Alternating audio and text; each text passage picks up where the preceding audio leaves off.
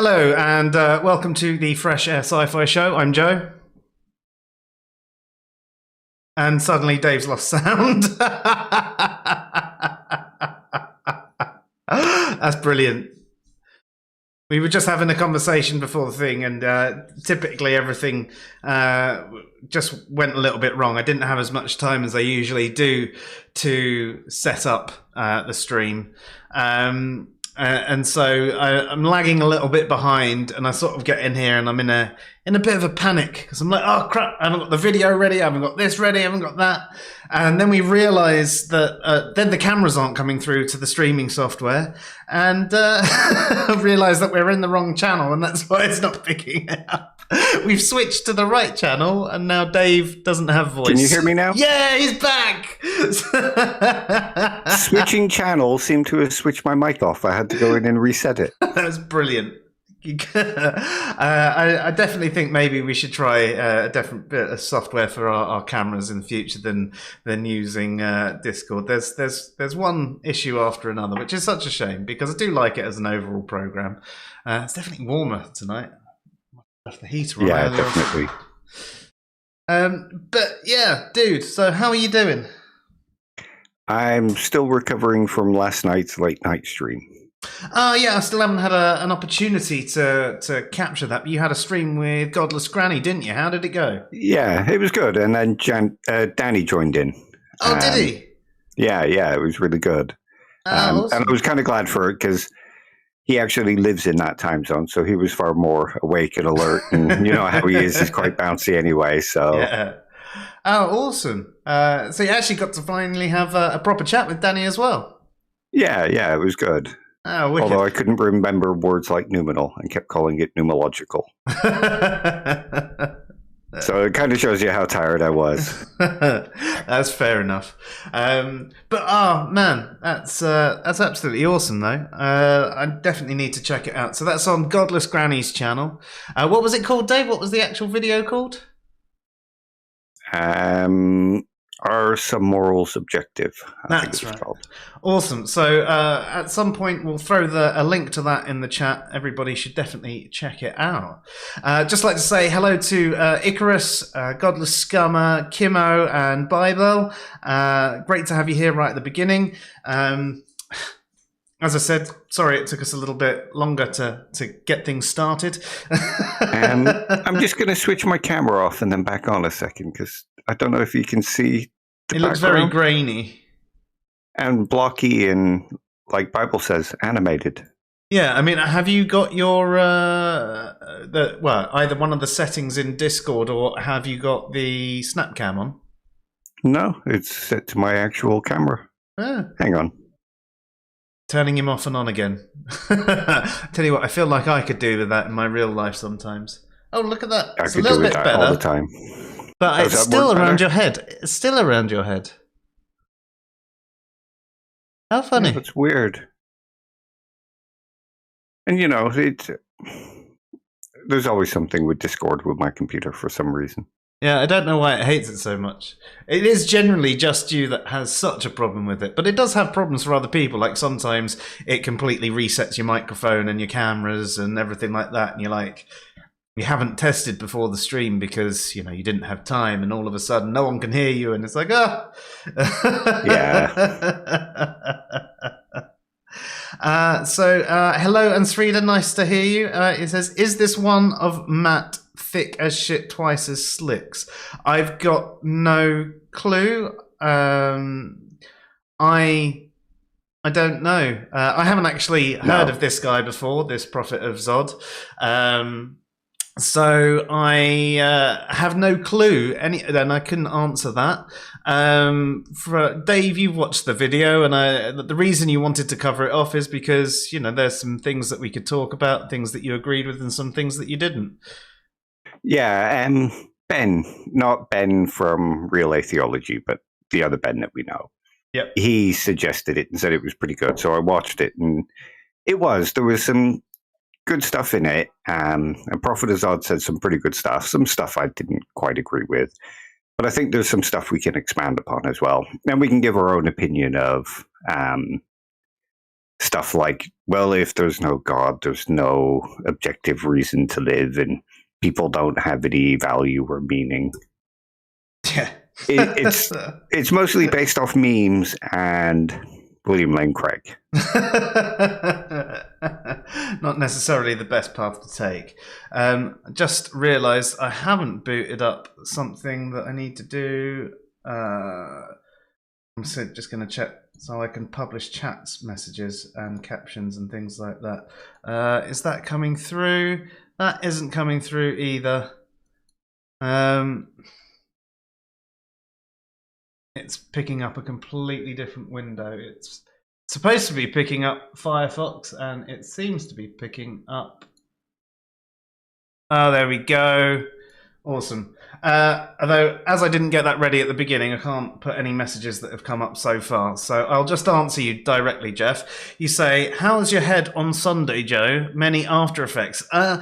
Jeff, I'm quite lucky still. I mean, I do suffer the hangovers, but generally what I get is feeling really, really tired, like extremely tired. And that's pretty much the only after effect I had. And actually that day, the following day, my back felt a lot better. It did deteriorate again over the next couple of days, but that day I was actually painkiller free. Today is the first day since that day that I've been without my strong painkillers. I've just been on some paracetamol and anti-inflammatories, and I'm obviously still standing up. As you can see, I can do all this sort of thing. I suppose I could do that, and I can do this sort of thing. I thought you were about to break out into Billy Joel. I don't know any Billy Joel, so there's no way I could have possibly done that, Dave. Oh, okay. He does a song called I'm Still Standing. Fair. But yeah, so I'm quite lucky. How about you, Jeff? How did you feel? I know we definitely drank a fair bit. I know I don't really remember postcards or getting home. I remember going and buying another burger. I hadn't eaten when we started drinking, and at about 4 o'clock in the afternoon, we went and got a Burger King, because that was basically all that was around that was cheap and cheerful. And then waiting for the bus stop, I had a 20-minute wait for the bus. And I was like, oh, fuck it, I'm going to go see if there's anything to eat. And the only thing I could find then was a McDonald's. So I had, in one night, both a Burger King and a McDonald's. I tend to stay away from all sorts of fast food, unless it's a long road trip. And I had 2 fast food meals in one day. And then my, what was supposed to be a 20-minute bus ride home, ended up being me falling asleep, ending up miles away. And instead of getting home at about 10:20, as I should have done, roughly, I didn't get in until 12:47. I do remember the time I got in. That was the time I walked into the bedroom and saw the Alexa, and I went, "What? 12:47? How the hell's it taken me that long?" But yeah, obviously, I was a blithering idiot, and yeah, yeah, we definitely drank too much in a short space of time with not enough food in my belly, at least. But it was good fun. It was good fun, Jeff. I'm glad we had fun. It definitely got messy. We should have had an adult with us to supervise.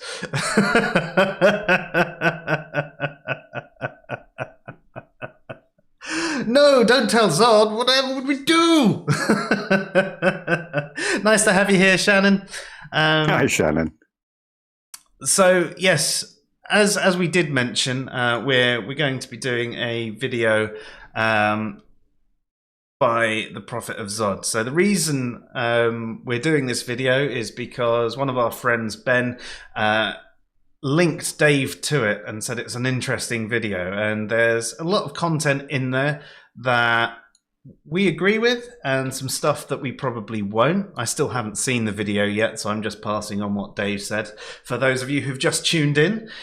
And we're going to expand on certain parts of the argument, and things like that. So Yes, I'm definitely. Welcome to another Dumb Things Whoops. People Say to I wasn't ready to play that yet. I was getting the video ready whilst chatting. I'm definitely with you though, Jeff. Drunken philosophy is the way to go. In fact, if we were in a country, I'd say philosophy on mushrooms would be the way to go, but you can't do that anymore. Do you remember that period in the UK though, where they became like perfectly legal to sell in shops and things like that? That was amazing till they changed the law.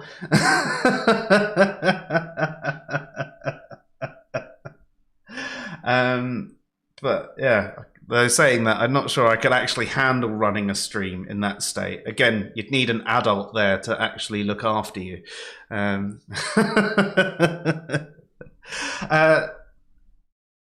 I know, Lone Wolf, I keep forgetting to turn off the caps thing. One of the reasons I didn't turn it off when I first saw the option, right, is I used to know this person in a forum who always spoke in caps, like constantly, every single one of his posts, and it was like he was shouting at you. And I now have this aversion to the fact that there could be someone else out there doing that. And to be honest, it's ridiculous. For the sake of Jeff going kneel before Zod and him getting told off by Streamlabs, no, that's stupid. But I'm in the middle of a stream now, and by the next time we're streaming, I will have forgotten again. So, I think we should quickly put things into Be Right Back and get the video review on the go, don't you, Dave? I'll take that as a yes.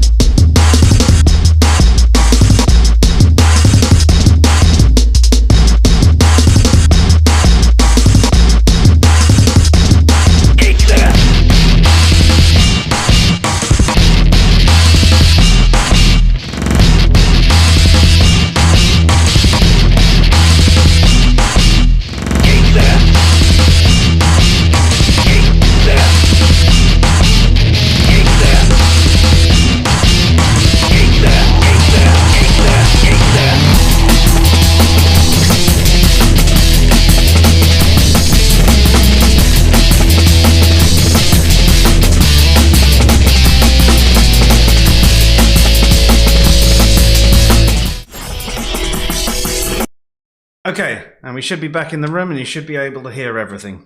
Can you hear me? I can hear you. Okay. Just after what happened at the beginning, just thought I better double check. Can you see the screen though, Dave? Just probably should check that. Yeah. Yeah, cool. Everything's coming through. Excellent. So, as we said earlier, this is Prophet of Zod, and without God, we're just clumps of molecules. And Dave, if you have anything to say, just shout over it, because, you know, I'm not going to see you. Yeah, no worries. Cool. All right. Welcome to another Dumb Things People Say to Atheists, a series that I'm apparently still doing. In this episode, we're going to address a statement that, supposedly, indicates that atheism is horrible and dangerous regardless of whether or not God exists. It does this by pointing out that life, again supposedly, has no real value under atheism or on atheism, or whatever weird preposition an apologist wants to use, and by extension, that no action taken against another life can be at all consequential, much less right or wrong. And that is, without God... It's probably worth noting here that when they say life has no meaning on atheism, they're not talking about the standard I just don't believe that many atheists today kind of use. They're talking about if the fact that God does not exist is true, then life is meaningless.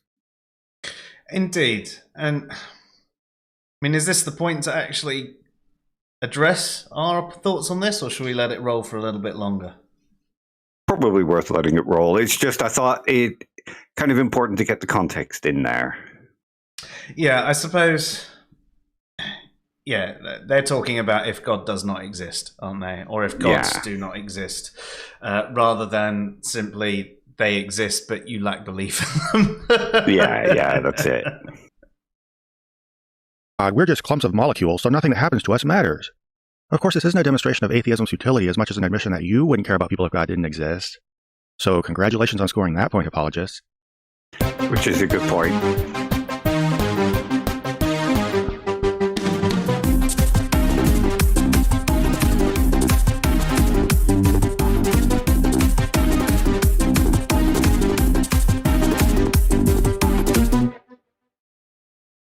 Now, Christians have come up with a lot of different descriptions of what we'd be without God, including clumps of molecules, sacks of meat, fungus floating on a rock, and so on.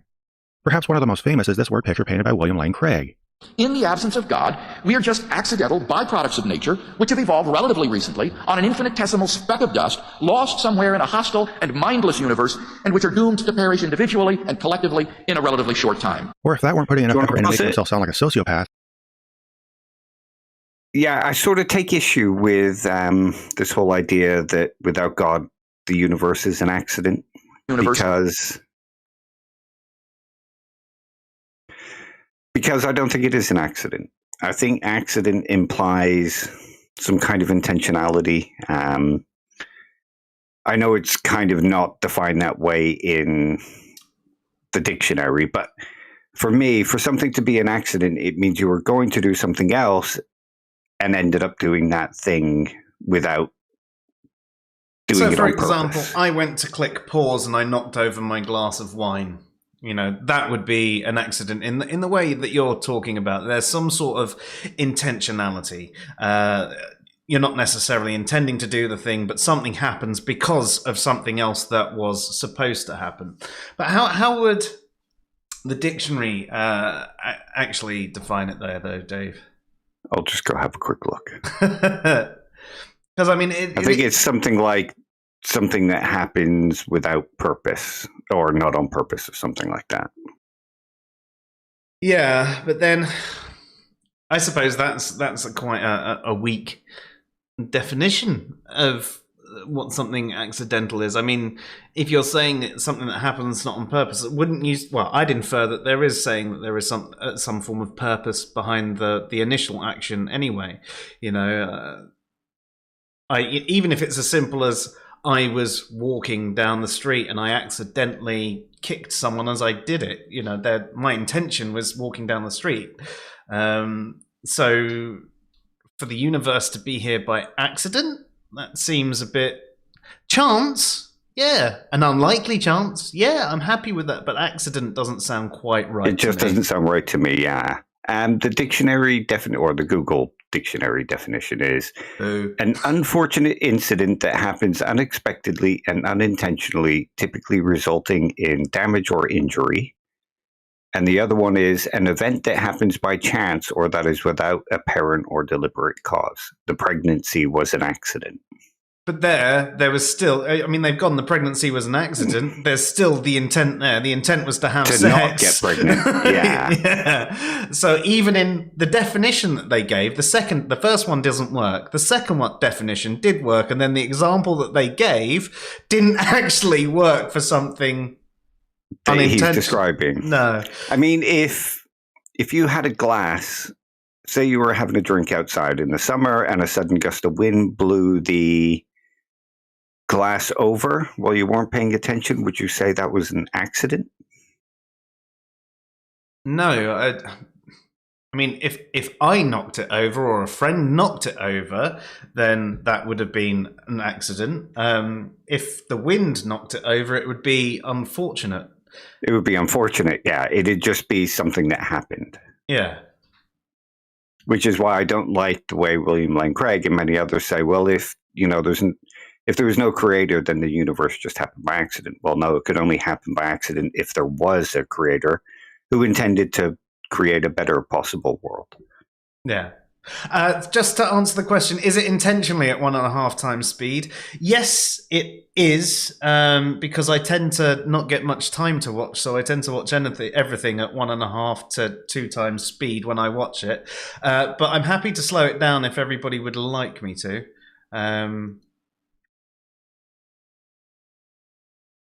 I also thought that, we're probably going to spend a lot of time talking about the points, so it's probably get the little bit of content. But, I mean, what do you think, Dave? Should we go to normal speed or 1.25? Normal speed. Yeah. Normal speed or 1.25. I have to admit, Prophet of Zod does have a very soothing voice. Okay. Fair. All right, we'll go with it. Although, if I fall asleep, it's his fault. Yeah. See, that would be an accident. Yes.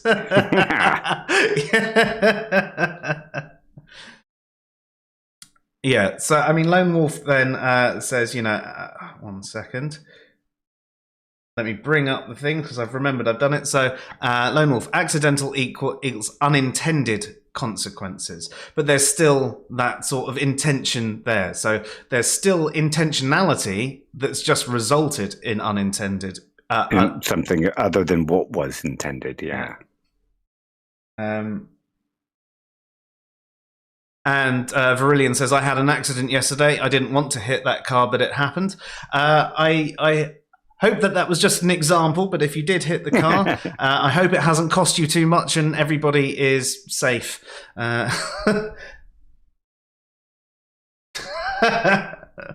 Wolf says, an accident is trying to drink from a cup and your nose hitting the lip, causing you to spill the liquid as opposed to drink it. Perfect example. So, yes, all right. And Kimo says, I'd get nervous if my doctor watched her lessons at 1.5 speed or took a speed reading course before taking her degree. I think it depends. Some people can learn quickly. Dave and I can read the same thing, and it's not just because I'm dyslexic, but Dave and I can read the same thing, and he can read probably about 5 pages to every 1 page that I read, and he will absorb that 5 pages in. He can probably do 10 pages in the time that I do one, but then he won't get it all. But I'd say he could probably do 5 to 1 and actually take all that information in. We've already done it in the past, haven't we? Yeah. So, and actually, sometimes I get stuck on a certain bit on a page, and I can read a whole page 3 times and not take any of it in. I do that too sometimes. Well, I mean, that's the ADHD, or in your case, the ADD side of things kicking in. Bad combination. But yeah.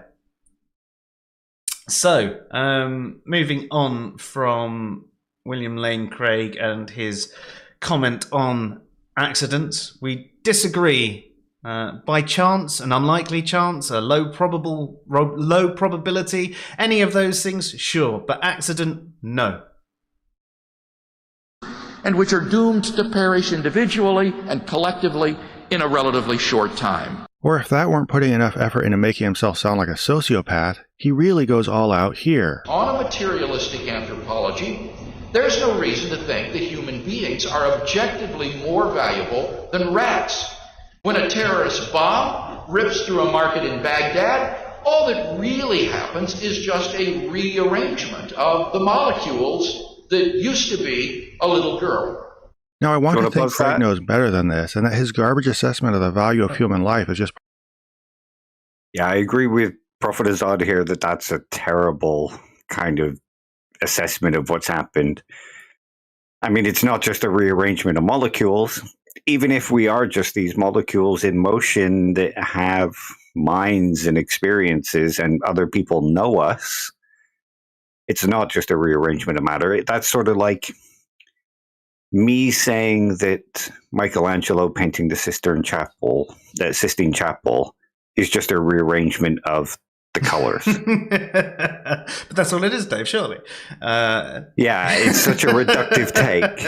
I mean, I think that's part of the problem, though, isn't it? It is completely reductive. If it's saying that we are no different to rocks. Yeah. I mean, on with your next example. I was just going to say, it'd be like saying, imagine a great poet using a pen. And he writes out this great poem that touches a whole bunch of people. it changes their lives, it changes their outlook on life, it causes them to see things from a different view. And you say, well, all the poem is moving the ink from the pen to the page. Yeah. It's trying to make out that there's absolutely no value there whatsoever. But yeah, and the value doesn't have to be objective. I mean, no. Imagine getting a card from your grandmother, and a year later she passes. That card has no real meaning to you. And if you forget about the card, like say when you go old and you're senile, that doesn't mean that card never had any value. No, agreed. I mean, there's different types of value as well. It's one of the earlier conversations you and I actually had was on value and how all value isn't necessarily subjective. But even if it was all subjective, there's still value there, right? Yeah. And it's different to a rock that cannot value anything. So it's not just molecules, right? Yeah, we're clumps of molecules, but we've been arranged in such a way that we can value things. Yeah, that's it. It's to say that something is valueless unless it goes on forever, unless that value remains forever, or something like that. I mean, if you think about what a lot of Christians will argue about pets, they don't go to heaven, they don't have souls. So does that mean pets have no value for anybody? Money only has instrumental value. It would have no purpose in the afterlife if there was an afterlife. And in fact, we might reach a point where money doesn't exist anymore. Does that mean it never had any value? I mean, it's an instrumental value. It helps us get other things that we value more than the money. Exactly. And if William Lane Craig here is arguing that unless something has absolute objective value given by God, then it has no value at all, has he given all his money away to help the poor? Because it has no value to him, because it's not given by God, it's not got objective value. So why is he still holding on to it? It's very true. Brilliant. Oh, and so Kimmo says, I try to remain optimistic about Bill Craig because some of his stuff seems legit. Then I read his stuff on the moral argument, and now this. I get verklempt. Oh, I don't know what that word means. But I can probably infer it's some form of disdain or disappointment or just overcome with emotion. Yeah. And this is one of the things, like when he's doing general philosophy, and his understanding of things like logic, and in fact the way he has conversations with people and conducts himself, he seems like a really nice guy, and he seems like he knows what he's talking about. And then he goes into apologist mode, and it's William Lane Craig as the apologist is the devil version. It's like you've got two personalities, and it's just like, it's frustrating. That's the other thing I wanted to bring up about this. William Lane Craig is a philosopher. He has a PhD in philosophy. He actually knows better than this, or he should do. He knows a lot more than I do, so he should know these things, and he just ignores them for the sake of promoting that apologetic, which I find kind of disingenuous. It's a shame, really, because, again, he's basically going in with ideological arguments rather than logical ones. The philosophical, And then Virillion also says, I was about to wonder about the infinite monkey typing example. Does that make Shakespeare's work less valuable? Exactly. I mean, a good example is last week, when we were talking about art, and somebody said, imagine if you found out that the work you had on hanging on your wall turned out to be a forgery, does that mean it now has no value to you? Mm. It would still have aesthetic value and whatnot, but it wouldn't have the kind of value that you expected to get on the market, say. But value, it doesn't have to be objective and handed down to us from God or anything to be valuable. No, I completely agree. So anyway, on with things. Hopefully there's no more William Lane Craig. A little girl. Now, I want to think Craig knows better than this, and that his garbage assessment of the value of human life is just part of his professional routine that he's at most sold himself on in the process of trying to make a point. But the thing is, it's not unusual to hear some version of this pop up in casual conversation. After all, this is dumb things people say to atheists, not things fancy apologists say. And it seems to ring true with normal, everyday, non-philosophical Christians, and even some who just have a vague, warm and fuzzy sense of spirituality. Do you want to So why does this here? have such a broad appeal? I agree with him here, and it does kind of filter down to the sort of regular Christian as well. We hear this from regular Christians too. Like, how many times? Well, if you don't believe in God and God doesn't exist, you have no real value. Yeah. You also hear it from some saying, I mean, speaking from morality, because if without God there is no value, and therefore you should just go around killing everyone all the time and things like that. Yeah. And you're like, well, I'm glad you believe in God then, because I want you to not go around killing everyone. I believe that there is value even without a God, so I'm not going to go around killing people. Hey SJ, nice to have you here, and I'm glad you think all dogs go to heaven. I think if there is a heaven, they would definitely go. I think dogs would go, and most humans wouldn't. In fact, heaven is that time you get to spend with your dog. Yeah.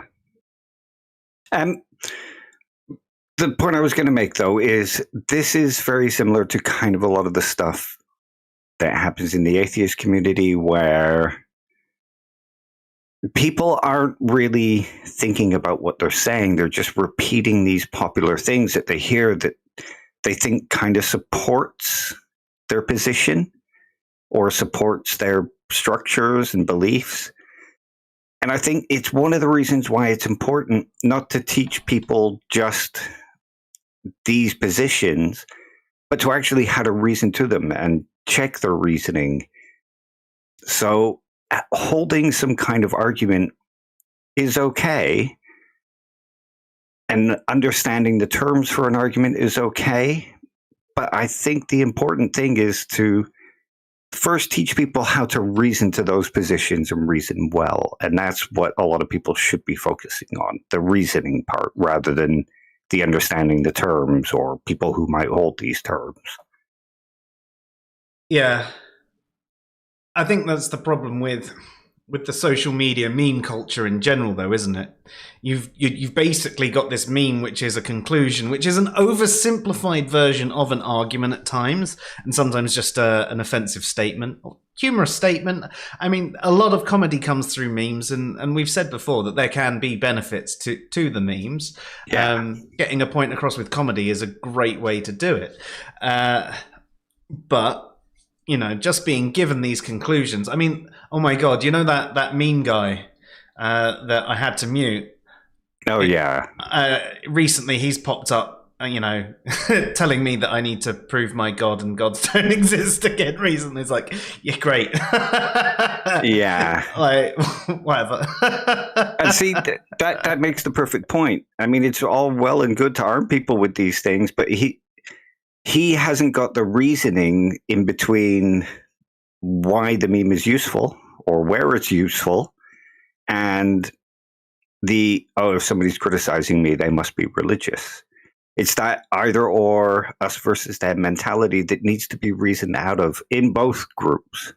No, exactly. And actually, if you'd followed the conversation, the guy I was speaking to asked if I was reasonably secular, and I said, well, in regards to that, So we were talking about the word delusion and delusional, and how I don't think religion and theism is a delusion, and it's a medical term, that, you know, a psychiatric term. It shouldn't be used on the religious. Yes, some religious people are delusional, just as some non-religious people and non-theistic people are also delusional. Yeah. I'm not saying that we don't suffer delusions, but I don't think it's wrong to just assume that because someone is a theist that they're delusional. But I said, but yeah, I am, I believe gods don't exist, and I also don't adhere to any religion. So from that, I'm secular on both counts, if you want to go with that. And then, yeah, that was the response that I got, was him jumping into the conversation, going, prove your gods and things like that. It's like, what?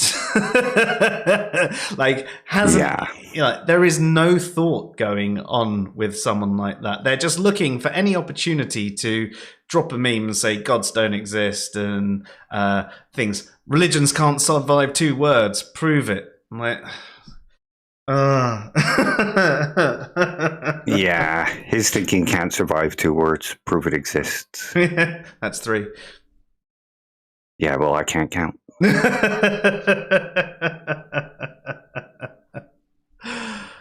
Yeah, so I do philosophy, not math. but maths is philosophy. Bye. But yeah, like I said, like there are some theists who I would say are deluded, just like I'd say some atheists that are deluded. And Sreed's just put in a thing saying atheists don't kill their children because they are witches or possessed by a demon. Cool, I know they don't. But actually, recently, there have been a lot of cases of people torturing their children and burning them and killing them, and then religion has nothing to do that. Some people are just dicks, right, who are absolute arseholes to their kids. So a delusion doesn't necessarily have anything to do with that. And some theists have a different take on what they think like a demon is. They will regard, say, for example, alcohol as a demon. He thinks it's good to personify things like alcoholism and deal with it and literally have that battle with alcoholism to try and overthrow it, not actually thinking of a literal demon.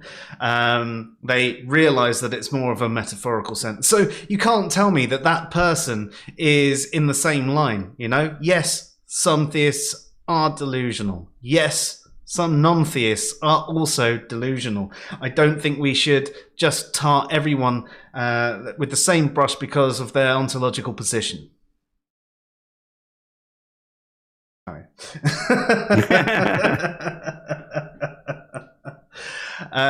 Anyway, what was he saying? How does it get into the heads of Christians, and why do some seem so eager to say it to us? Now let's first get out of the way that, yes, this is a dig at our character as atheists, and some Christians do like to use it as a jab against us. Even if they generously acknowledge that some of us might personally care about other people, wow, thanks. There's an underlying insinuation that the crass view of the world we've adopted leaves us without a true reason to care about them, so we'll only do so when it suits us as a matter of personal preference. And regardless of how we currently behave, our view of others as mere crude material will still inevitably affect our thinking and leave us feeling free to behave otherwise with any shift in our preferences. In fact, we likely gravitated to atheism because it offered us this kind of standing permission to treat people however we want, making it kind of like a you just want to sin thing, except it's worse because you just don't care about other people. At the very least, it casually dismisses our disbelief in God as dangerous and unpredictable, and implicates us in everything dangerous and unpredictable about it. Do you want to pause that? But on the I sort of agree with this, and I think religious people often do that because it's a kind of othering. It's a kind of outgrouping. It's taught to many so that they don't get involved with the other side and won't risk losing their faith and their belief. But if we think about the guy, the meme guy, he is very similar. from the other side, it's all religions are dangerous, all religions are delusions. Religious people will kill other people. I've heard stuff like that. Religious people will kill you for not being religious. There are religious people that do that, absolutely, but not all religious people. And yet many will tar all religious people with that brush. And it's a similar kind of attitude flipped to the other side. Yes, yeah, definitely. The tribalism is something that obviously has evolved with us throughout the years anyway. It's one of those things that I think that we all should do our best to be a little bit better than. But some of these acts of tribalism can actually work against people as well. So, for example, if a theist is taught all atheists are evil and they do all these bad things, and then they actually meet a bunch who are doing good things, all of a sudden they're going to realize that they've been lied to by their religious leaders, and then they'll go, what else have they lied to me about? Did they lie to me about everything? Is God even there? And all of a sudden, they've suddenly got, oh, okay, they're questioning everything because of that one doubt. But equally, someone like the meme guy does damage to us trying to say, well, the common claim that atheists are rational and logical and more moral and all of that we do hear a lot of atheists spit out, and often the ones that don't demonstrate that. He is a key example against those behaviors. And, so all of a sudden, I mean, you might get people who are already in that mindset agreeing along with him. But again, the theist that you might be trying to convince might then go, well, look at that guy. Clearly, you're lying to me. Because you're in the minority, not the majority. Yeah. Especially as other people are liking his posts and patting him on the back for, yeah, man, that's such a good takedown. Yeah. So, yeah. Right, anyway. On the other hand, it's not always intentionally used as an insult. In fact, I'm sure many Christians have never said this or even explicitly thought it in as many words. However, the underlying idea seems to be pretty thoroughly embedded in their thinking by their religion, so that if they do hear the phrase from an apologist, they're pretty much primed to accept it. And I don't think we're going to do ourselves any favors if we just scoff at this idea without understanding why it's so intuitive to a lot of people. It appeals to a deeply ingrained yet partly misunderstood feeling that there's something big or important about us. Since we live inside our own heads, we get the feeling that our conscious experience is central to the narrative of the universe, both in importance and, in terms of our perception, location. Everything we experience is by and through our consciousness, and it's all perceived in terms of its consequence to our conscious experience. We factually know the universe is incomprehensibly larger than our sphere of influence, but we have to actively learn this at some point in our lives, and it feels jarringly at odds with our human experience. Thus, it's easy to feel that our consciousness is something bigger and more consequential than it really is, and to prefer any narrative that describes it as such. And any spiritual outlook that describes us as a soul, claims we're eternal, and tells us that there's something bigger out there that loves us, reconciles the friction between our feelings about our experience and the material facts about it. And when someone describes reality in light of these material facts, which, in fairness, seems to be the extent of reality, it can sound like they're telling you that we're small, temporary pieces of material that just don't matter. But let's pause for a moment and look at the phrasing I chose for this list. Just to say that, I mean, again, it depends on what you mean by matter and value there. To the universe, we don't matter, but then the universe isn't a stretching the metaphor, but you know what I mean. To the universe, we don't matter, but it doesn't mean that we don't matter to each other, that we don't have value. Again, even if all value is subjective, because we are life, because we are conscious beings, we still have that value. Sorry, I just wanted to... No, I agree. And something I can bring up here as well, and I know people are probably tired of me pushing Nietzsche, but this is sort of what he describes. I mean, all those theists who've been taught without God, you are nothing but pieces of matter floating around in the universe, and nothing. There's no real meaning. There's no real matter. All those people that have been taught that, if you then take away that belief in God, that's the foundation that they start to build from. That's the thing. And it's pretty easy to slip into nihilism with something like that. Well, nothing matters, nothing actually matters. So, but this is the beauty of something like absurdism. And this is why I think Nietzsche is right, that if we're going to kill God, we need to create other values. We need to create a value system. And we need to understand something like absurdism.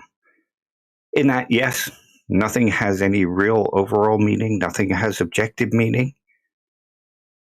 But the real absurd thing is that we exist and we can give things meaning and we can create value and we can give value, which all sounds pretty absurd, but there's a certain beauty in that.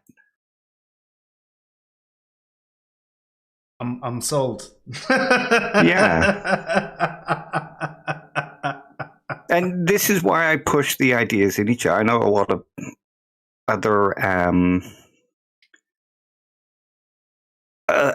other atheists will say, well, it doesn't really matter what he says. If we look at a country like Sweden, we can see they all get along and, low crime rates, good education, they care for each other. But that's built into the system as well. They're taught that. Those values are being created, sort of like, as Foucault would say, the person is being created within the system. They're learning from a young age, and they're being taught what to think, and they grow up in those values. Imagine a country like the US where, you don't have money for healthcare? Well, too bad. Very different kinds of culture, very different kinds of upbringing, very different value system that's being created. So imagine nihilism would probably take hold or easier somewhere like America, especially, with all the Christians, et cetera, et cetera. And in Europe, we've been losing our religion for a very long time. And these values have been being created for a very long time. So pointing over there wouldn't necessarily mean it's the same over here. We have to do, like Nietzsche says, we have to learn to create these new values to stop people slipping into nihilism. And absurdism does the job perfect. Yeah, well said. It's you bring up a good point though as well, in the fact that America is a very different culture to what we experience over in Europe, and the religion is very, very ingrained through and through everywhere, and people do struggle with it a lot more. And it's why I think there's probably more of the bad takes that come out of there as well. So the bad memes and just, arguing with meme and everything like that.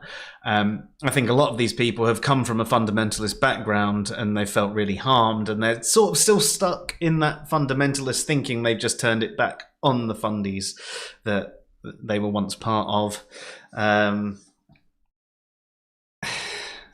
So sorry, Shannon says, when you going to fight about Zod? I came for blood sports. He's got a horrible voice that makes me fall asleep. There you go.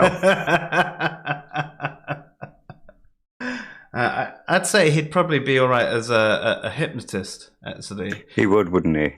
Or one of those kind of soothing relaxation tapes kind of voices. Yeah, over some pretty synths. Yeah. Think of the color blue.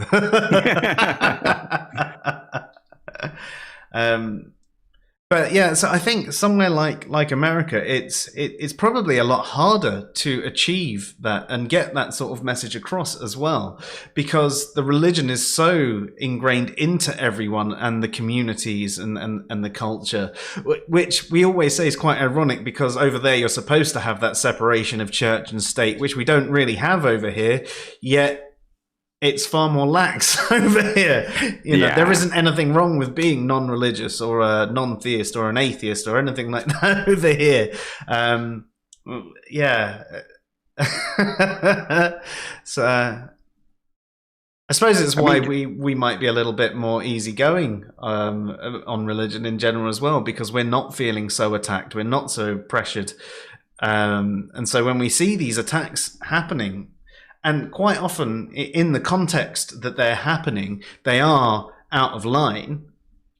We forget about the culture that this person has come from and the experience with people like that, and you know, how do you get that? Hey, Prophet of Zod. Hey, how you doing? So he's joined the room. So far, we've agreed with pretty much everything you said, and by pretty much I mean everything. I don't even know why I threw in that qualifier. There was no need for it. So yeah, we're really enjoying the video. Yeah. I mean, nihilism at the moment would be harder to kind of take hold in the US, like Lone Wolf says. Because there is this underlying sort of religious context, like a civil religion that goes on. But if you were then to start stripping all that away and just left people with all these underlying assumptions that, you know, there is no meaning to anything, so who gives a damn?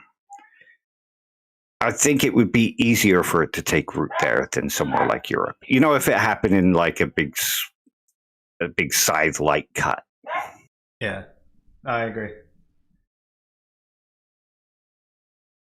And Kimmo has a point saying that the American system of public education is necessarily far different from the European model. The US needs to forge something from a lot of varying immigrant populations. Yeah, you say that. I mean, I've only got a year's experience of school out there, but I found the schooling very different to how it was over here. So I was 13 at the time, and it was from the maths and the science. It was a couple of years behind, and then there wasn't anything like religious studies done at all, and there wasn't like a history, and there wasn't this. There was just this one overall group. I think it was called social studies. I can't remember what it was actually called, but it was this lesson. And like for an example, there was a 3-week period where we basically just watched Gone with the Wind to learn about American history. And then when we learnt about geography, that's what it was included in it as well. It was just name the states in America and their capitals. And a lot of America's focus is very, very much on America. And I think Europe, where there is a big focus on things like Europe, we do still learn about things, you know, like Columbus and different cultures from all around the world.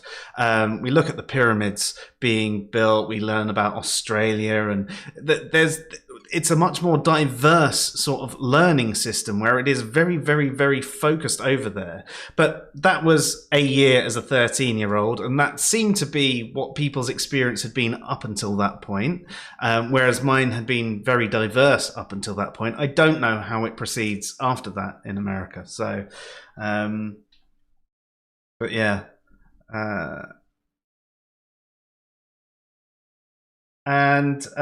Sorry. Just catching up with the comments. Lone Wolf says he thinks we're more aged in Europe sociologically with religion. We're younger, sociologically speaking, in the US, and the abuses of religion have been more accepted here for a shorter time. Yeah, and I think they definitely have. You know, there are a lot of things that we're taken aback by. You might hear of one instance of it happening in the UK over like a 20, 30 year period. And it's like, everybody's like down on that. And then you hear about it happening every weekend in America. And you're just like, how is this normalized? You know, yeah. You're right there. Zod says he can't stick around too long, but wanted to say hi. He's enjoying the discussion and is flattered that we're taking the time. We love looking at this stuff and hearing different people's arguments and seeing what we can add to them. And so far, it's been great. So thank you very much for posting the video. But let's get back to the video before we keep going on. We're doing better than normal. We're like 10 minutes in and only an hour into the stream. I described humans as small, temporary, and pieces of material, and then said that they don't matter. And the addition of this fourth one might instinctively sound natural, because the first three items seem to be indicating something relatively insignificant. I think this is the core of why this specific dumb thing people say to atheists works. It uses loaded language to describe some of the colder realities of what we are in a godless universe, of how small, temporary, and inconsequential we seem to be in its vastness, and then nudges the audience to the conclusion that this means we wouldn't matter without God. Yeah, but this just brings up an important question. Yeah, see, that's what a lot of it is. It's very loaded language designed to keep people feeling special. And if you think about how much of our social structure is, especially in sort of like a meritocracy type environment, we're taught that we need to go out and be special. We're taught that we need to go out and be the best. We're taught, all these different things about how we should be. And a God kind of fills that gap. Even if you don't succeed anywhere else, you still have this thing that guarantees that you're kind of a success. Yeah, because you're and special guarantees to God. You're a good person. Yeah. And these kind of words don't fulfill that sort of, they don't fulfill that sort of necessariness that's taught to us by our societies and by our cultures. And I think there's even an evolutionary thing there. We like to feel needed, appreciated, and valued.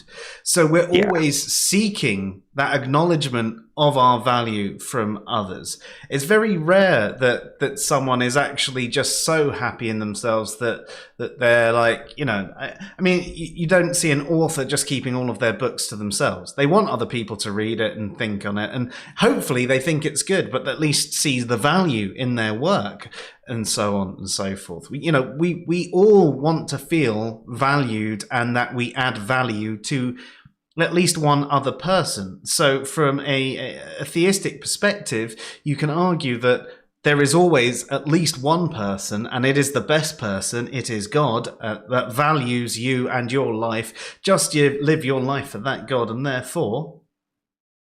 Yeah. And while I agree with what Zod is saying here, and I know he goes on to expand about it a bit more, but these are the kind of things, and it shows the kind of reduction that can be done under a sort of naturalistic perspective. But those things might be necessary conditions for being a human or for living in a godless universe, but they're not sufficient conditions to describe a human in a godless universe, because we have these things over and above just the matter. We have thought processes, emotions, attachments, unless you're an eliminative materialist, but we have these things and we have these lived experiences. So those things might be true in part, and that's the problem. They're only giving the part in that kind of description. Yeah, that's fair. What makes us value another person? What makes us want to be kind to them, or at the very least not harm them? I would suggest that it has nothing to do with how big or spiritual or eternal we are. That it's as simple as the fact that we recognize others have a conscious experience, and we feel a concern for making sure that experience is as good as it can be. When you see a child fall and get hurt, you want to run and help them because you don't like to see them experiencing pain. I laugh. When you see a person crying after the loss of a loved one, you want to console them because you don't like to see them grieving without support. You want to do these things because you recognize there's a person there you empathize with, and this empathy leads you to have an inherent concern for what that person is going through. That person's conscious experience is equally present whether it's generated by physical material or a spirit, whether it's temporary or eternal, or whether or not a God made it. And in fact, I would suggest that how it got there is totally inconsequential to the question of whether you would care about it. Now here I could see an apologist dying to retort, "Great, but what makes your concern objective," or whatever, and I think, wow, isn't this always a fun and totally not predictable part of the conversation? But the reality is, this question is not only pointless, but nonsensical. A concern, a value, or a goal cannot be objective. Demonstrable Do you want to facts. pause that? Our first point of disagreement, I think. Yeah. I think what matters can be objective. Even if somebody doesn't personally value that thing, I think there are things that are of value that are objective, like housing, food. So to break it Education. down, I think you need to actually explain what is meant by value, because most people think when you're talking about value is this is of value to me, this is of import to me. But maybe just briefly explain value in a little bit more detail, because it might make your point a bit clearer. Yeah. So when we talk about something that is of value, we talk about something that is good or brings good, or improves somebody's well-being, makes life that little bit better. And I think there is this kind of objective list of things that add value, even if people don't appreciate that value. So I think there's a kind of flipping that can go on. So imagine a tribe in Africa who has this stone, and for 1,000 years they've worshipped the stone, and as far as they're concerned, praying to this stone heals you of ills. People still die of illness. Like imagine if COVID reached them.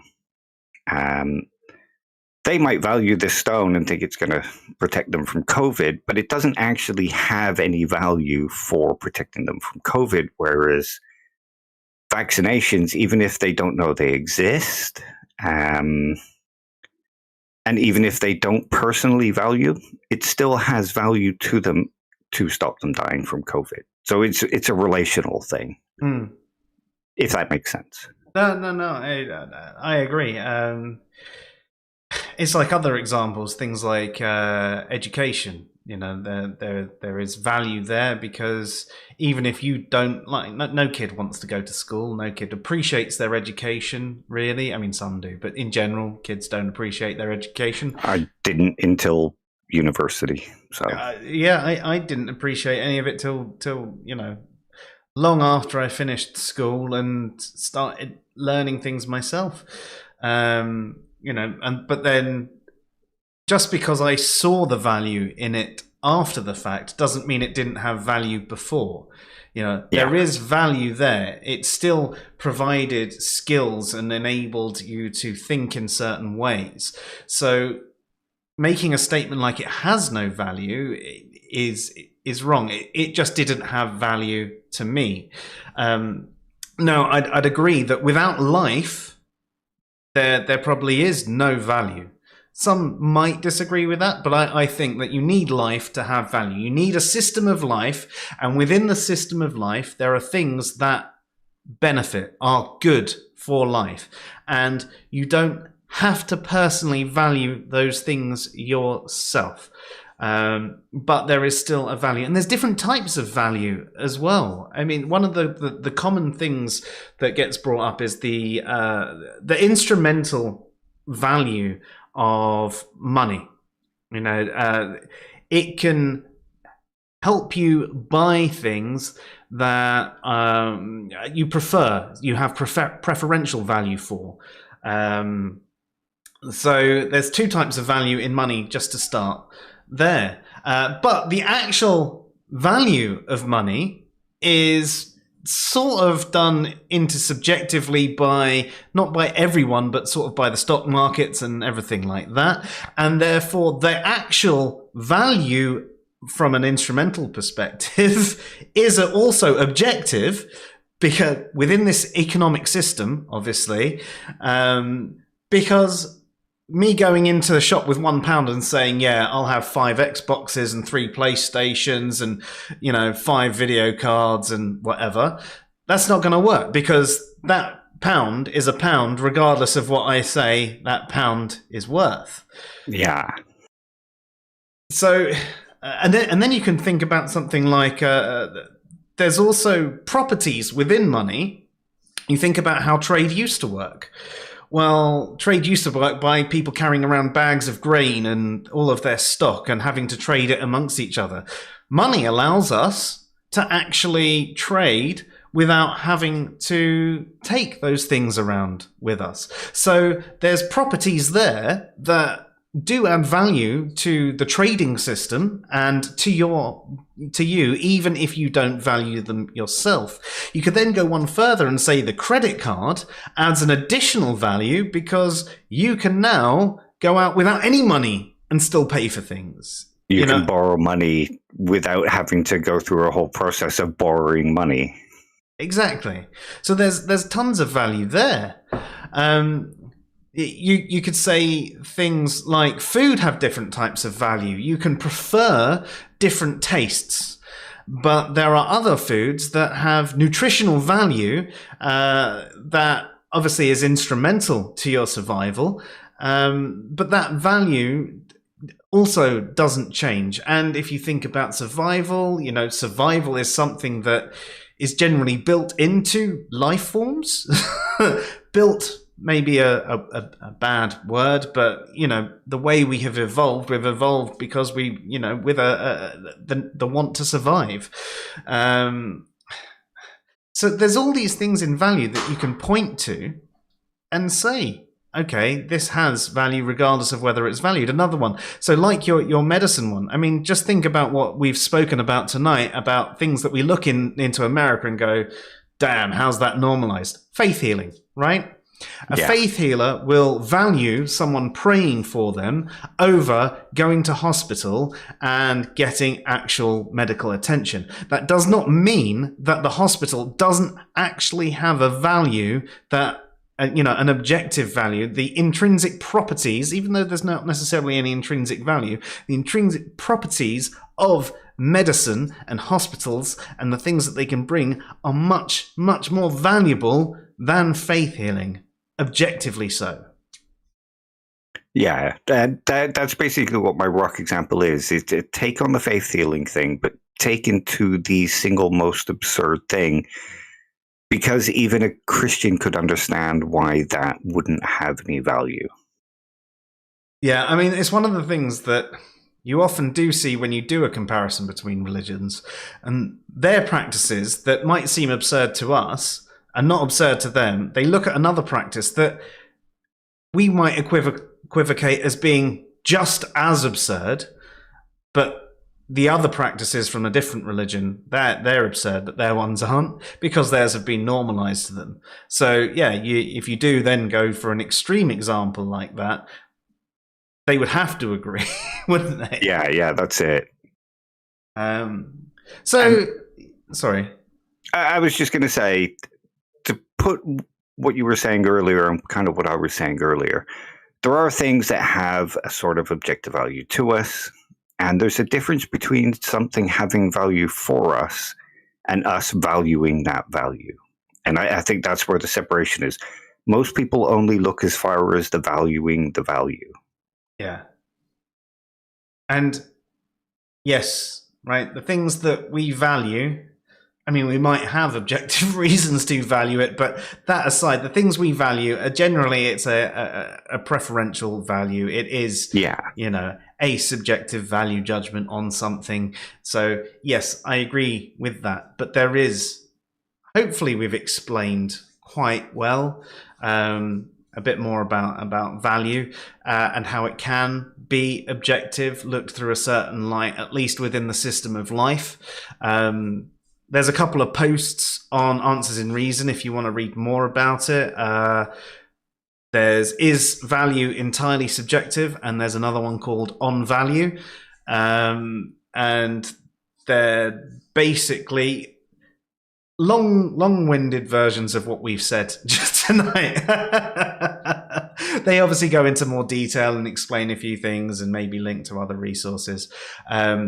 Worth checking out, though, if you are interested in value and are interested to maybe find out that something could be not purely subjective, even though it's generally thought as such. Yes, Wolf, I'm suggesting you read.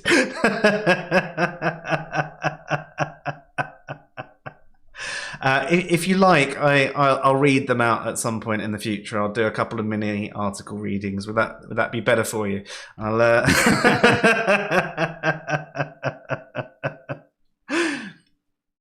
So yes, let's carry on. So I tell you what, we got almost 8 minutes in before we disagreed with anything you said.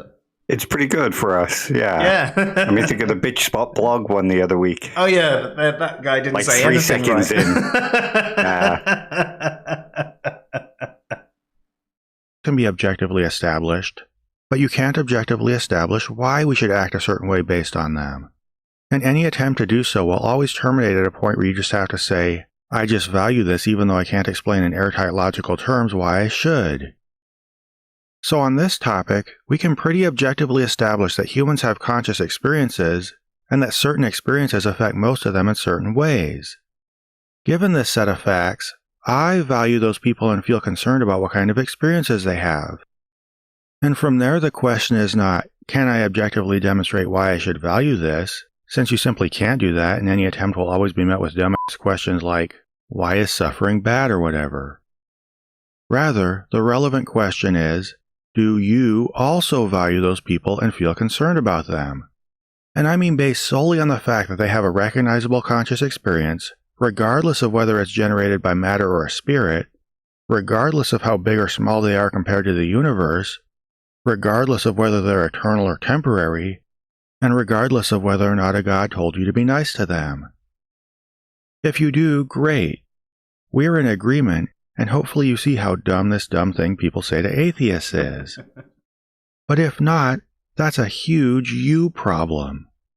And if you think that's skirting the issue... Yeah, see, I agree with this. I think if people are arguing that they wouldn't value something if they didn't believe in God, I think that is to do with them. But I would also add that I actually don't think many of them who say, well, without God, I wouldn't be charitable, or I wouldn't treat people well, or, I mean, there's sociopaths, of course, and psychopaths, et cetera, et cetera. And I don't think even with God, most of those would treat them well. I mean, there's plenty of examples through history of people believing in a God and believing that, you know, people have value because of God, treating them pretty shittily. And if you look at America now, you have all these Christians who argue things like this. Well, you know, people don't have value without God, locking children up in cages. So I don't think the argument that people have objective value kind of works for a lot of Christians, because we see the opposite actions going on. I mean, some of them do use that belief to do charity and be good. But I think on the whole, if you took that God belief away, then they would still sort of be like that because it's in their nature. It's just that they happen to use religion to justify that nature. And because it gives them something else to hold on to and give them encouragement. And I think if you strip that away and you had a society that kind of promoted that anyway, those values would take in those people. Yeah, I mean, look at those people that have been doing the 10 questions for theists, the responses. I mean, I think we're up to recording the responses on both the atheist and theist side up to question 6. I know we've only released a couple so far.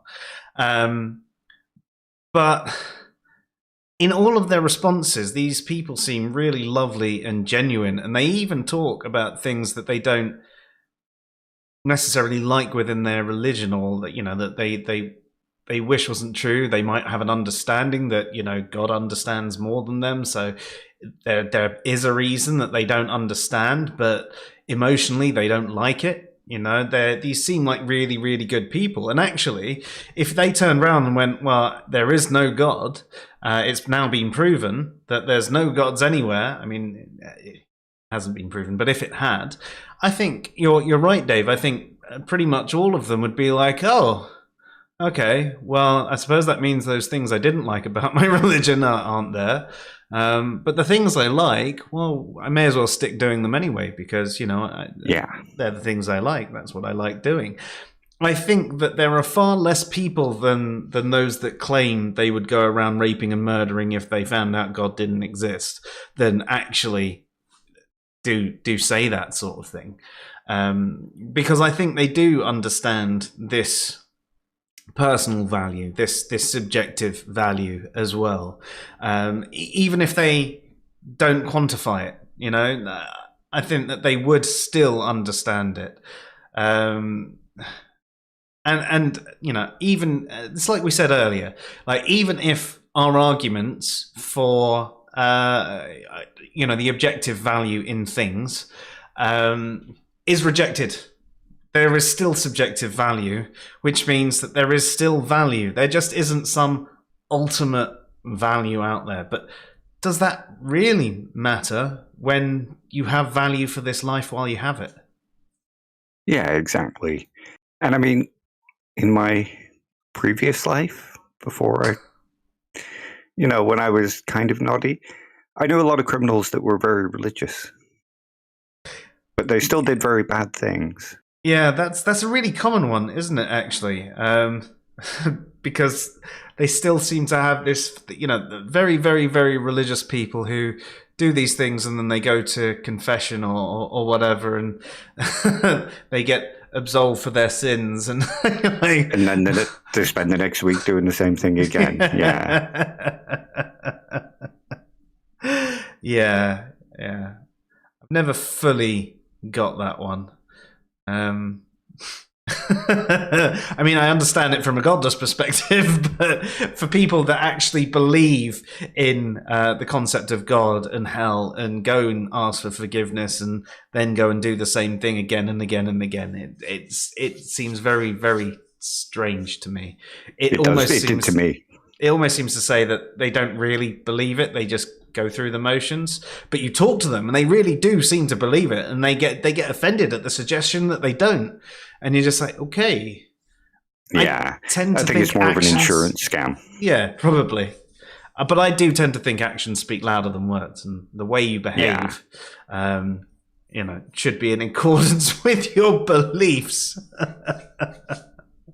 Nobody said many criminals were rational. This is true. That's because the best ones don't get caught. Bye. You take my empathy based on concern for a conscious being and compare it to other suggested reasons we should care about someone, which I've put on screen.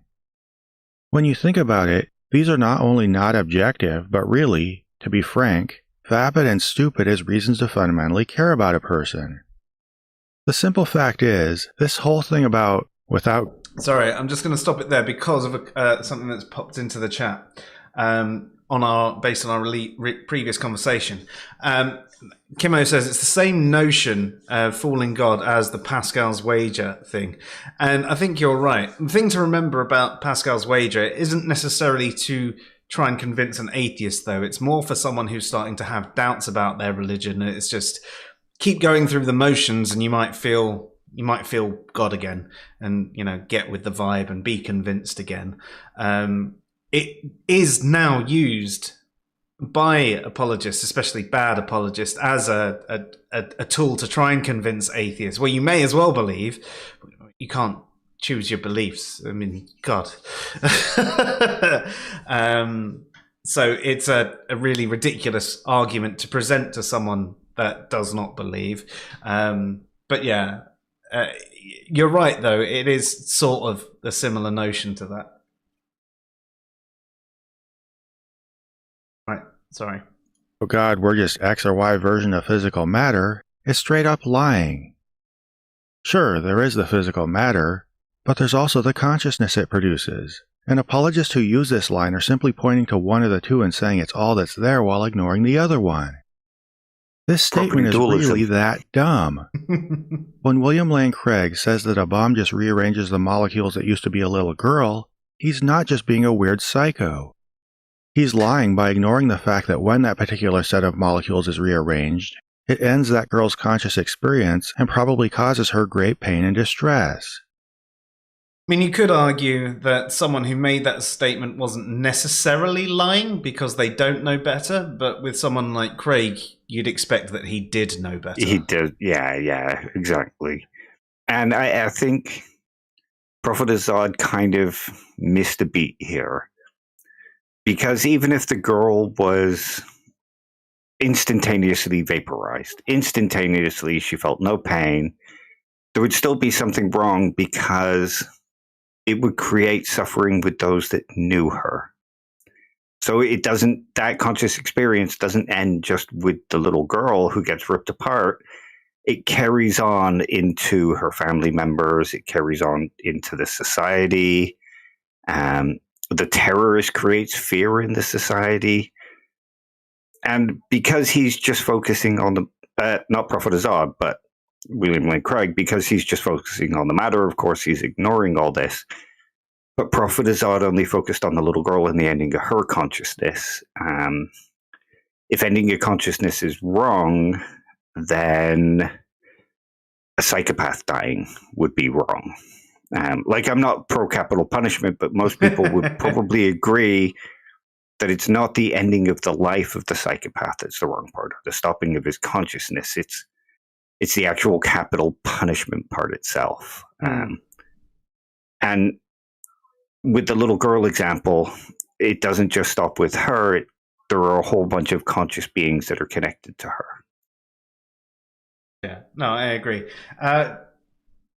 One from over here, tied into what we were saying earlier. So, hello, Spriles says, I'm a theist. If I knew God didn't exist, I wouldn't go around raping and murdering, but I would most likely care less about my fellow humans outside my immediate community. You might. I mean, that's fair enough. I mean, in general, we do care about those closer to us. We care about our family first. That's built into us from evolution anyway. So that those who are close to us, we do care about more. I mean, even now, if you had the choice between saving the life of your own kid and the life of some random other kid, and you had no other information other than that, chances are you would save your own kid. And to be honest, I'd say that you were right to, because you have a duty to your child, a strong duty to your child, whereas you have a weaker duty to a child that you don't know. But talking about caring less about them, I mean, I still care about things that go on around the rest of the world, people in sweatshops and slavery, and how people are treated in different countries, how patriarchal some countries are, how bigoted some countries are. I do care a lot about what goes on there. And I'm not sure, how your thoughts would actually change if you suddenly stop believing in God. What are your thoughts about them now, and how would those thoughts actually change? I would also likely be a shrewd opportunist. Are you American by any chance? Just teasing. But yeah, I mean, in ethics, there are a lot who will argue that, like Peter Singer, for example, who will argue that there is no special obligations. We have no more of an obligation to our parents, or no less of an obligation to our parents than we do to a child working in a sweatshop. But a lot of ethicists will also argue that no, there are special obligations that exist within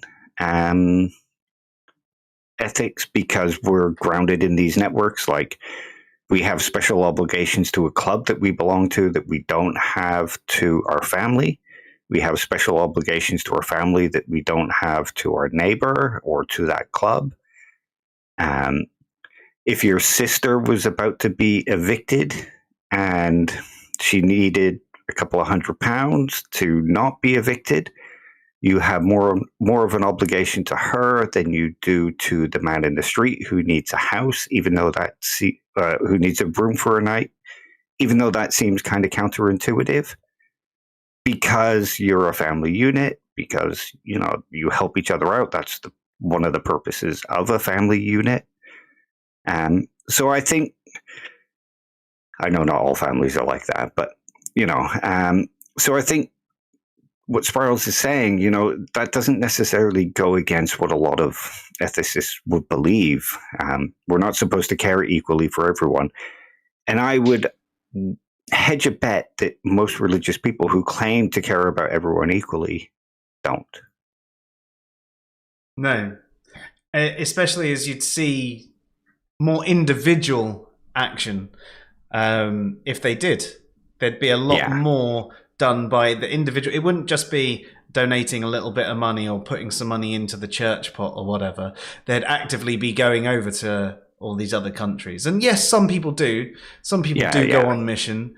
And some of the missions are good because they do it without sort of any reward, and others they try and say, well, no, if you want to be fed, then you have to read the Bible. And those ones I'd say aren't particularly good because they're not showing that you're actually caring about them.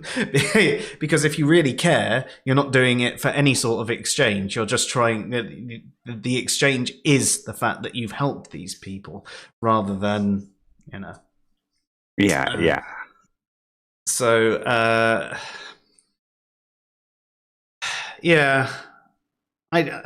I think that in general, we'd both agree with you on that statement, and I think that is still true for most theists. If they knew God didn't exist, they wouldn't suddenly go around raping and murdering, even though some claim to do that. I don't think they would. Because I think the people that go around raping and murdering, rape and murder, regardless of what they believe, because a lot of theists do that, and a lot of non-theists do that, and it doesn't seem to make much a difference either way. In fact, there are arguments that there are more theists who end up in prison, at least in certain countries. Maybe that's because there's a larger number of theists in that country.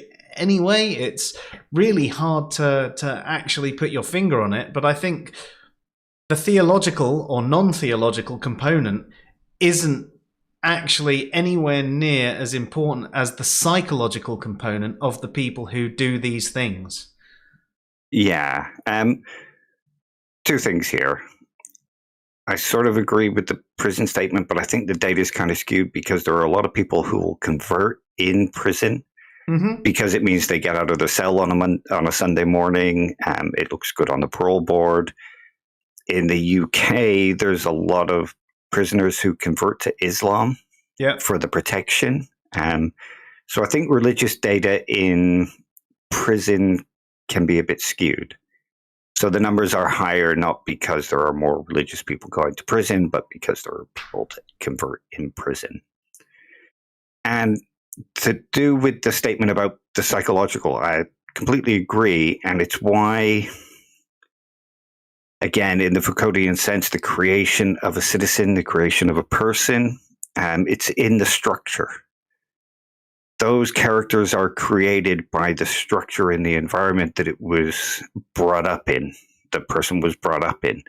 So if you took religion out, but you still instilled those values into people, it would still remain the same, except the grounding would be different. It's because this is the right thing to do in this country. This is part of our civil religion, for want of a better word. This is how an American acts or how a British person acts. I mean, how often do you hear people say, well, that's just being British, giving your neighbor a cup of tea, having a chat, having a chin wag. That's part of being British. So the creation of the citizen kind of counts. And in America, a lot of people are brought up in religion, and that's how the character is created. But I don't think many of those people would actually be different if that creation happened in a different way. Yeah, well, that's what I was trying to allude to. You're right there that there are people that do convert within the prison system, but that's why I said I think that It's hard to tell, yeah. It's really hard to tell because in a lot of places there are a higher number of religious people. I mean, even in the UK, there are still quite a lot of people that would identify as having some form of religion or at least theistic belief. They're just not as strict about it. You know, an American, especially someone who is quite devout, might say they're not a real Christian, you know, but they would still, if they went to prison, identify as having a religion. And in somewhere like America, there are, the majority of people are religious, and therefore you're gonna have that percentage in prisons that is higher anyway, because it's not your theological position that really dictates whether you're going to be a criminal. It's your sociological and economic positions and all of those things.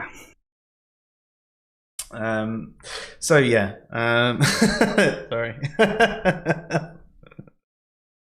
If he doesn't care about her experience because she's just accidental byproducts of nature, which have evolved relatively recently on an infinitesimal speck of dust lost somewhere in a hostile and mindless universe. That's on him. But let's not let him pretend molecules are just being rearranged, any more than I can pretend I just rearranged a stack of wood if I blew up my neighbor's house. The stack of wood, arranged in a way that constituted a house, comprised something of value to my neighbor, just as that clump of molecules, arranged in such a way as to generate the young girl's consciousness, produced something of value to me.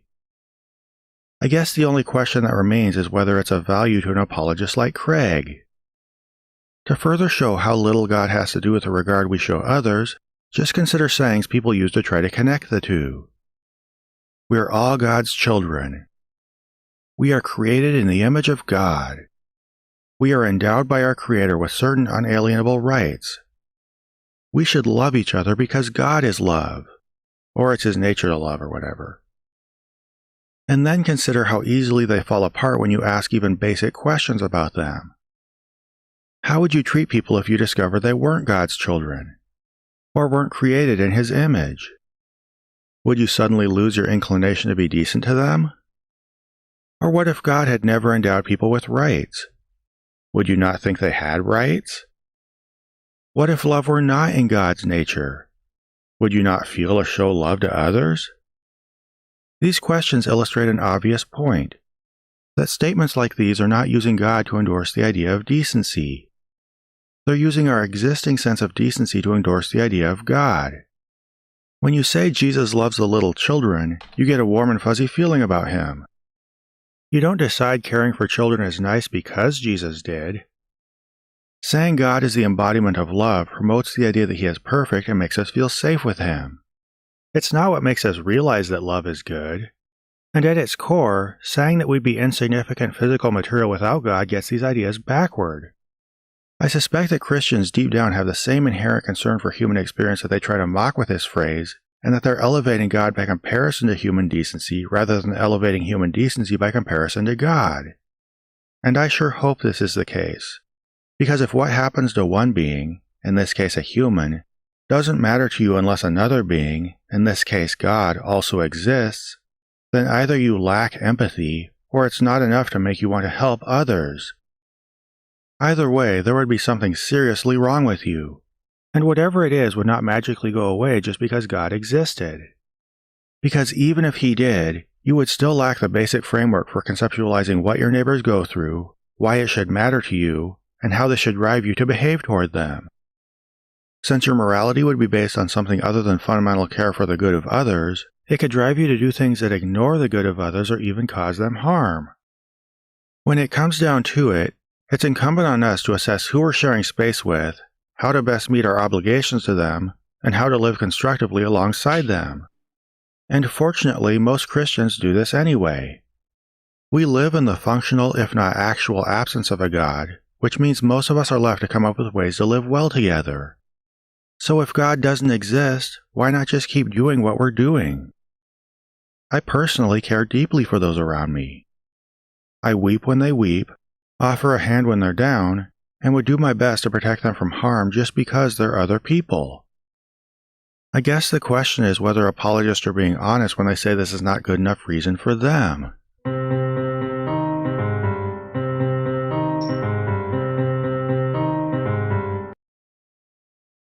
So there we go. It was a pretty good video. I mostly agree with what he was saying. There's a couple of points I think could have been made a bit better. A couple of points I kind of disagree with. But I generally agree with the message that he's putting across here. No, and I mean, if you actually think about the things that we disagreed with, even if we disagree with them, like the point on how there can be things with objective value, it still doesn't actually change the overall message, right? I think there are things with objective value, but even if they're not, it doesn't actually change the argument. Even if all value is entirely subjective, it doesn't change the argument. It one way or another. And yeah, as you mentioned, there's a couple of things that could have been expanded on a little bit better, like you mentioned with the little girl's experience. You know, there's more than just the little girl's consciousness to take into account. You know, there's all the people that are attached to her. Obviously, not physically, otherwise they wouldn't be there anymore either. But, you know. Now you see me, now you don't. But yeah, I mean, I think in general that was a pretty good video. I think it makes the point well. It makes the point in a calm way. It does point out that this is a very bad take from theists. We even had one pop in tonight who even agreed that even if God wasn't there, you know, let's play it again, right? Just to go up there. Let me just scroll up, sorry. Saying that, you know, if I knew God didn't exist, I wouldn't go around raping and murdering, but I would most likely care less about my fellow humans outside my community. But then did actually say that I most definitely do not care equally for all humanity. I guess what I'm saying is I would give them less time and money to charity and others in need and divert those resources to increase my own comfort. You may well do. Or you might find another way to do it. Because right now, I bet that the time and money for charity, I bet you do it all through the church. And I think one of the reasons you might find some atheists doing less of this is because they don't want their money to go through the church, but there isn't a good alternative. Generally, in a lot of places, I mean, friend's wife works with her church because it's the only charity that they have in her town, and she doesn't care about the theological side of things, even as an atheist herself. And you know, but that is a problem with the atheist or secular community, is the fact that we don't really do enough. We make these claims that we're more moral and things like that, but we don't have the infrastructure there. We're not organized because we're not a religion. And we're so desperate not to appear like a religion that we'll go out of our way not to do things that maybe we should. Yeah. And sorry. One thing I'll say here as well is one argument against this. It's a sort of Hobbesian argument, in that I don't think many people would be quite as bad as they think they would be. Mm-hmm. Because, I mean, if you think about Kant's categorical imperative, sorry, starting to get tired. Words are kind of getting away from me here. There are certain things we can do where if everybody did them, society would start to disintegrate. And so if we stopped caring for our neighbors and we stopped caring for the sick and the homeless and things like that,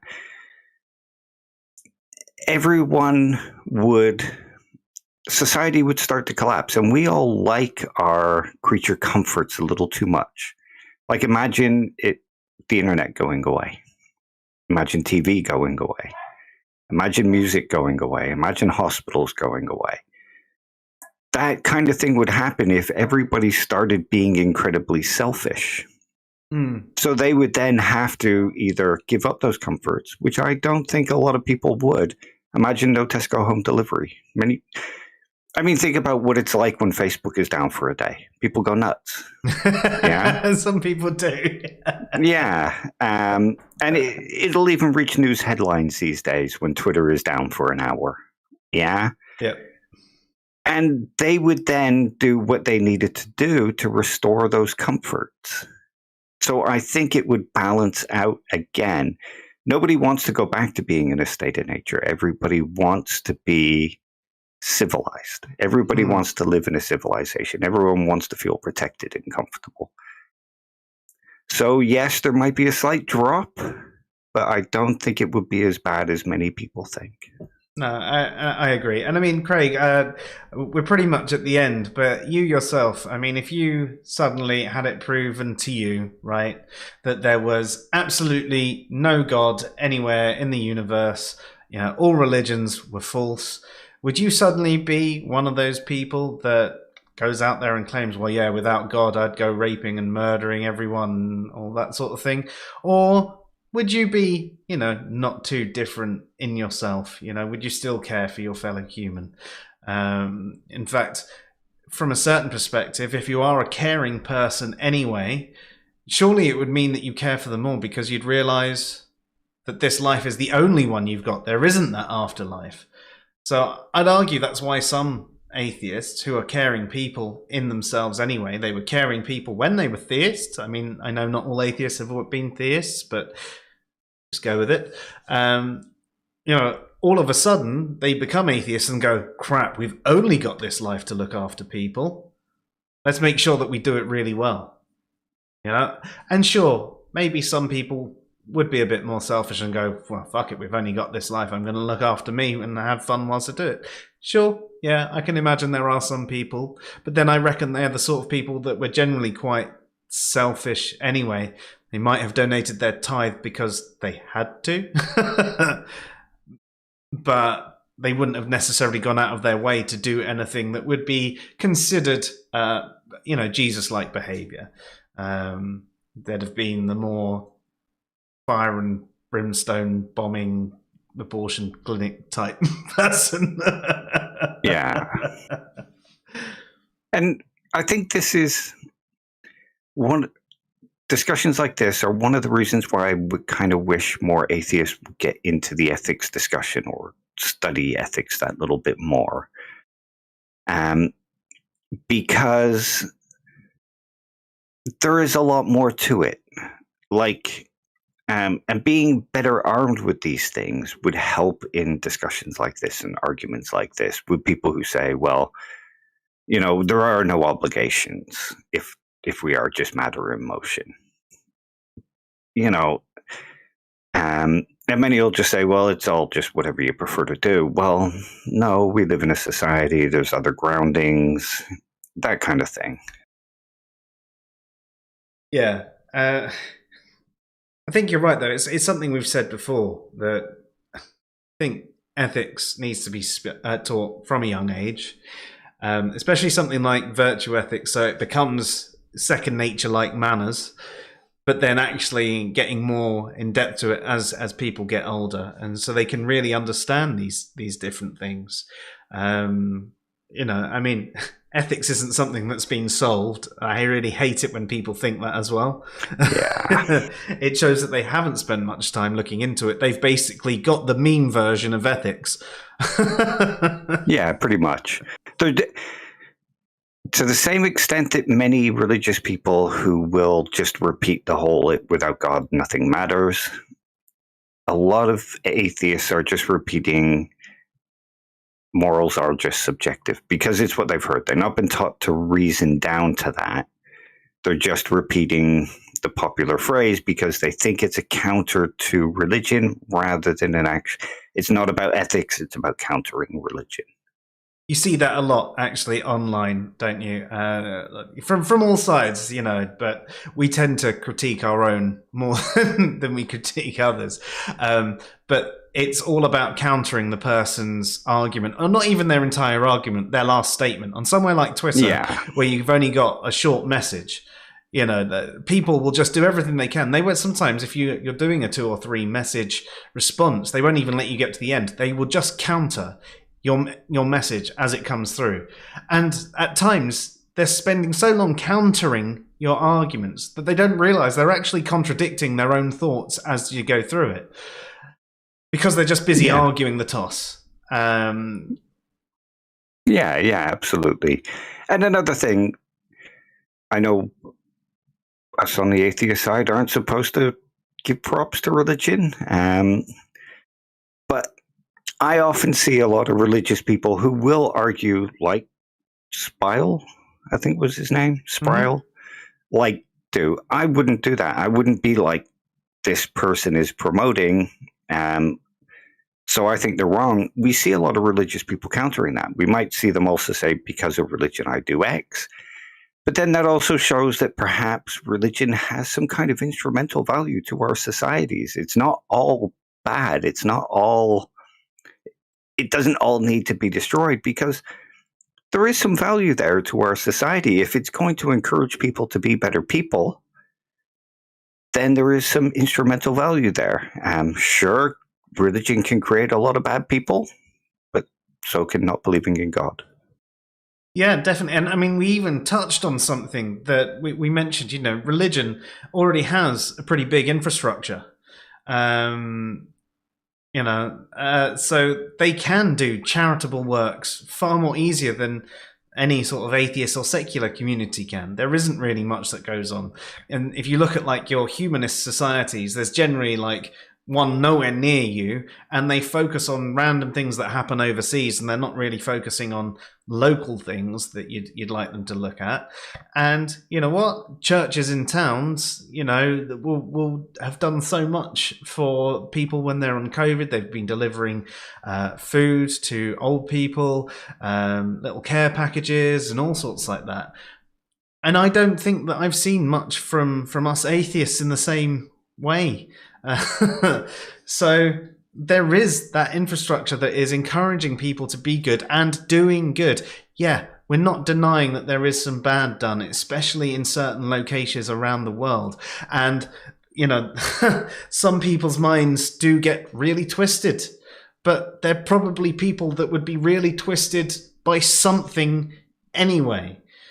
It's like we were talking about with the crime, It's not their theological or non-theological position that's made them commit the crime. It's their psychology. It's their economic position. It's their sociological position. It's the way they've grown up and all of their programming that's got them to this stage. Not just because they either do or don't believe a certain thing. But yeah, anyway.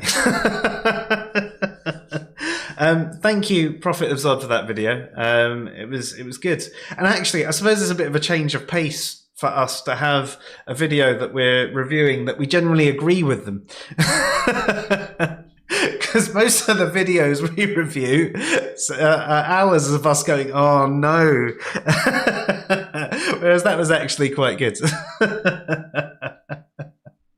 Yeah, that's why I wanted to bring it up, because we're often seen criticizing other atheists, and some of them really do deserve it, like Bitchspot Blog. Not only does he deserve to be ripped apart, he deserves to be ejected into space. But this is a good video, and I think things like this should be encouraged. Yeah, most definitely. This is also what we talk about quite often, about the way things can be done. You compare the delivery between Prophet of Zod and Bitchspot Blog, right? Forget about the content, just think about the delivery, right? Everything Bitchspot Blog did was setting the stage. You're going to hate this guy. He's clearly a theist. He poisoned the well before you even got into the content, right? And everything was a narky comment. He didn't listen to it. It was just bad take after bad take after bad take, right? And Prophet of Zod actually just laid out a clear and calm argument. He played some quotes and he took you through it and he spoke about it calmly. And you know what?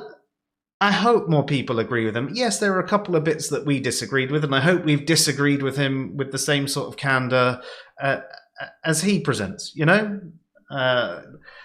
But yeah, and this is the way we try and encourage conversations to go online as well. You know, you've got a lot of angry atheists out there on social media who just, as we say, argue the toss and do the meme drop and religion is a mental illness and all these really horrible negative comments. And I think that we can be better, and it shows that there are other atheists out there that are definitely doing better, and this is the sort of content that hopefully more and more atheists will actually see to do, because he's addressing, you know, a really bad argument presented by theists.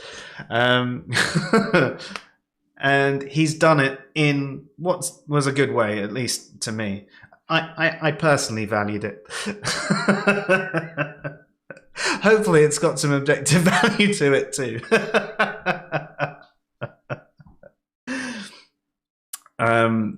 Yeah, Craig, you're right. Bitchbot does seem utterly ridiculous, and we actually were joking. You say he seems like a parody account of the angry atheist.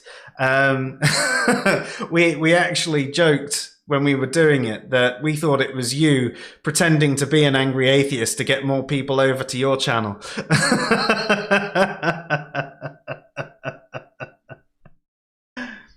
What's the argument, Luke?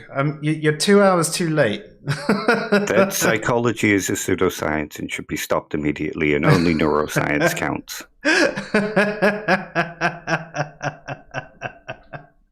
I love you, Luke.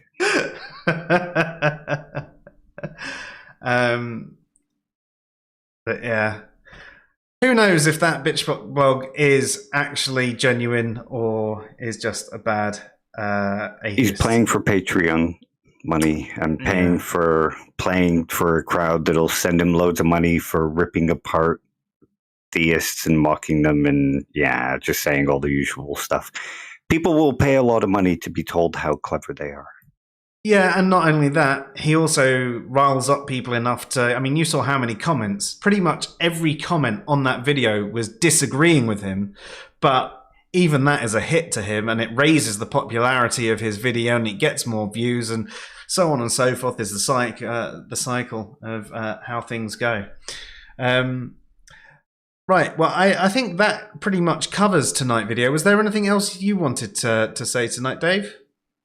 No, that was a lot of fun and really interesting. Yeah, definitely.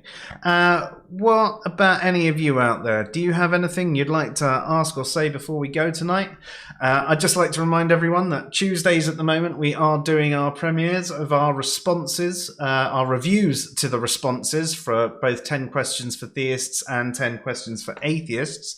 I think the next one is a review of the 10 questions for theists. I just need to quickly check the channel and find out what it actually is, though, because I am terrible at remembering, well, anything.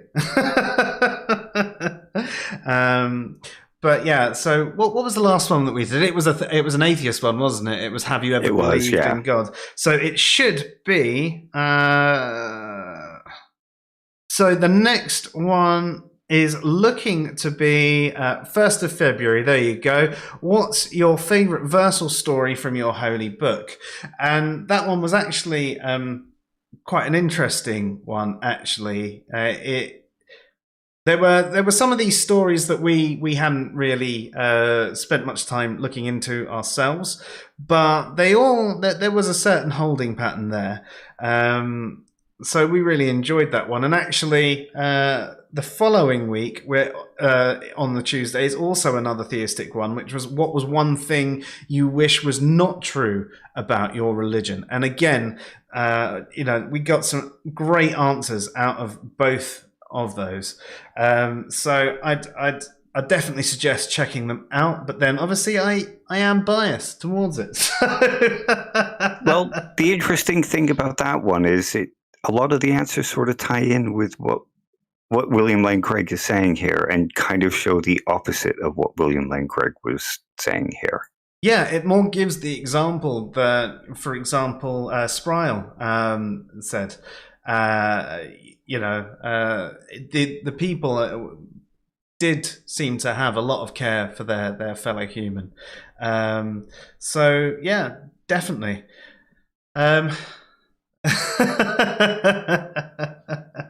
But yeah, so definitely check out those. I've really enjoyed answering or reviewing the 10 questions for theists and 10 questions for atheists videos. They've been great so far. We have had a couple of new entries to the atheist one, which I'm looking forward to Lone Wolf. Yeah, definitely. We've already recorded up to video 6. I haven't produced them yet, but we've recorded up to question 6, should I say. So there's still a few more questions that to give you a chance to be featured in.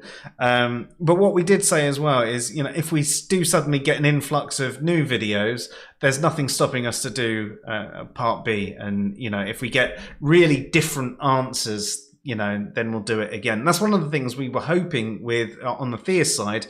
We'd get some more Muslims and Hindus and all that sort of thing, just to give a different dimension. So I can't imagine that the atheist or non-theist side would be significantly different. But again, I can imagine that there might be some of the questions at least chances to go back and do like a 4 and 5 part B, because they were talking about arguments you find most convincing against the existence of gods and arguments that you find most convincing or intriguing for the existence of gods. So those ones are happening the weeks after as well. So lots of interesting stuff coming up at 9 p.m. on Tuesdays. I may be a little bit late to the premiere next Tuesday, though, because it is the daughter's great grandmother on the wife's dad's partner's side. Families are confusing, man. But yeah, so it's her birthday, so we're going for a meal, although we do have to get the girls into bed. So I may be a touch late for the premiere, but I should be here, and I'm sure you'll be here anyway, Dave. I'll be here, yeah. But yes, I'm looking forward to that one. Hopefully, I don't miss too much. Yeah. Oh God! Suddenly, a load of comments come in, but they're all funny ones, so it's okay. You are always late, honestly, atheist. But. Don't worry about it too much. You can always catch the rerun. Where are you at in the world, honestly, atheist? Are you over on over the Atlantic? We have thought that time zones are a right bitch. It's such a shame for us, because we often, right at the end of our streams, get an influx of people who are like finishing work or anything. Missouri, USA, there you go. It is a shame. We'd love to have you here live. Yeah, it's the end of your workday. I think that's one of the unfortunate things. I wish we could tie it in with the world. If only there was a way to actually just, travel through time and make sure that it all happens at the same time. It happens at, 9 p.m. everywhere. Even though it's, yeah. That'd be awesome. Anyway, thank you everybody who has watched tonight, and again, thank you Prophet of Zod for that video. It was nice to have one that we largely agreed with, and thank you all for your comments. Especially thank you to Spriles. I've not seen you before, or if I have, I was drunk. So thank you for your comments as well, and it was nice to actually hear that you would agree that perhaps you disagree with Craig's point there, and that you do see value in people even without God. So that's brilliant. Thank you, and you've been watching the Fresh Air Sci-Fi Show. I'm Joe. And I'm Dave. Have yourselves a good night, everyone. Good night, all.